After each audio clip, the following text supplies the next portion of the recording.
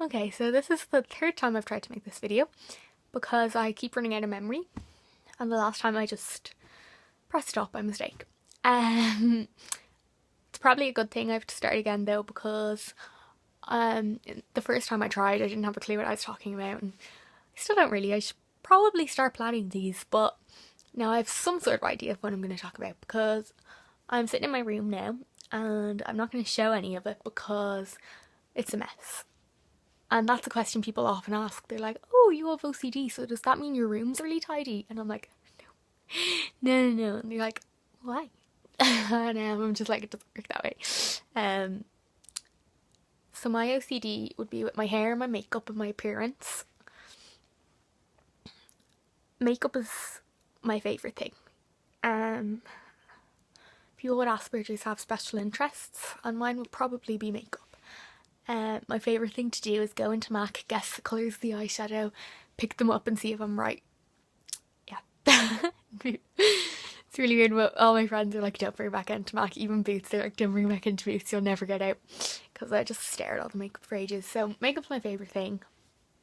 But as well as that, it's the one thing I hate. It ruins my life because I am a perfectionist. And perfectionism is death. It kills you. I do my makeup over and over again, and my eyes would be raw red because I'd rub it off, and I'd be crying. And there's so many times I've ruined opportunities to go out with friends as well. I've been in their house getting ready to go out, and I'd start crying, and I'd have to ask my dad to collect me and go home, and I'd be like, I'm going home, and they'd be like, no, Becca, it's fine. And I'm like, no, I'm going home. It's like it becomes me as well. It takes over who I am, and it changes me into a completely different person. By the end of rubbing it off, doing it all over again, I end up in bed crying, staring at the wall. So it really takes away from my quality of life. But I've actually improved in that a lot over time. Now I can go out, get up, get dressed, and go out like a normal teenage girl. And I know girls take ages to get ready anyway, but I was extreme. So another problem with my OCD would be my handwriting. In school, I'd be really far behind because I'd be trying to make everything really neat.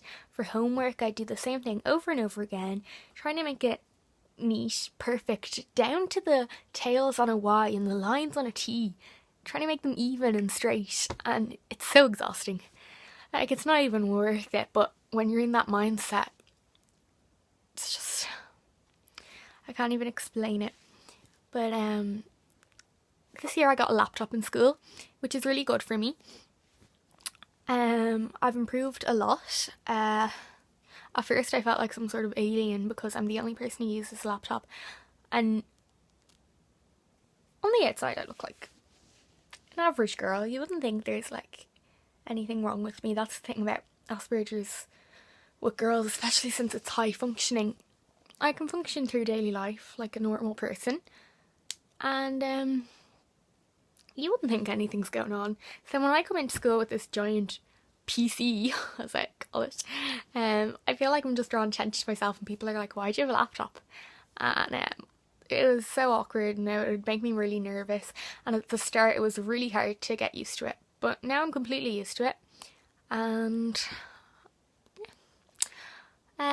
it's really improved things for me. I'm better off with it for school, and so when you take the help you deserve, it's just brilliant. Oh my god, I'm lost for words, and this video's gone to shit. I'm just gonna go now.